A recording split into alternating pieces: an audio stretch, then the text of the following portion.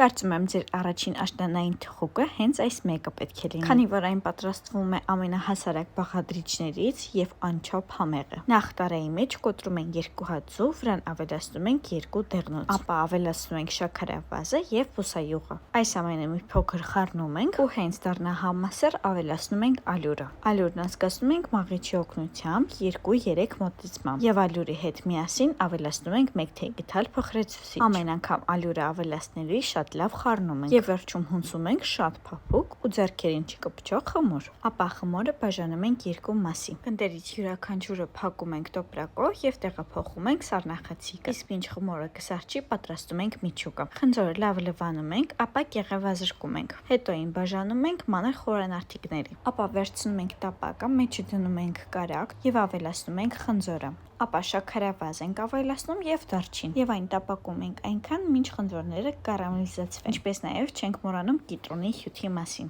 Ձևամանը պատում ենք ձեթով եւ առաջին գունդը ձեռքերի կամ բաժակի օգնությամբ բացում ենք տարեի ողջ երկարությամբ հավասարաչափ։ Ապա վրան պատառաքողով անցքեր ենք անում։ Երկրորդ մասը բացում ենք գրտանկի օգնությամբ մաքսիմալ բարակ եւ այն կտրատում ենք դանակով այնպես ինչպես ցույց եմ տալիս հոլովակում։ Հետո ձևամանի մեջ լցնում ենք մեր կարամելիզացված խնձորները, լավ տարածում ենք եւ անցնում ենք վերևի շերտին։ Մեր խմորից կտրատված երկար շերտերը այն հյուսում ենք այնպես ինչպես ցույց եմ տալիս վիդեոհոլովակում կամ զամբյուղաձև։ Ավելորդ հատվածները կտրատում ենք, վրան քսում ենք դեղնուց կամ կարագ եւ այն տեղափոխում ենք նախապես 180 աստիճան տաքեցված ջեռոցը եւ թխում 30 րոպե։ Հենց տակ կտրատում ենք եւ մատուցում պաղպաղակով։